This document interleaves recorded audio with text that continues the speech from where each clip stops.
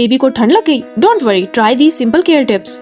Baby के room में एक बाउल में गर्म पानी रखें या ह्यूमिडिफायर चला दें। रूम में हल्का स्टीम रखने से बच्चे का नाक खुल जाता है और सांस लेना आसान होता है। थोड़ा सा सरसों का तेल गर्म करके बेबी के चेस्ट, बैक और फीट पे हल्का मसाज करें। ब्लड सर्कुलेशन इंप्रूव होती है और बॉडी वार्म रहती है। बेबी का नाक ब्लॉक ना होने दे। सैलिन ड्रॉप से जेंटली क्लीन करें। ये ब्रीथिंग इजी बनाता है और बेबी बेटर स्लीप करता है। बेबी को सोते वक्त थोड़ा अपराइट पोजीशन यानी सर ऊंचा रख के सुलाएं। पिलो या फोल्डेड टॉवल से। ये म्यूकस ड्रेन होने में मदद करता है और कफ कम करता है। अगर बेबी 6 मंथ से ऊपर है तो उसे warm soups, boiled egg, mashed khichdi या फिर दाल वाटर दें।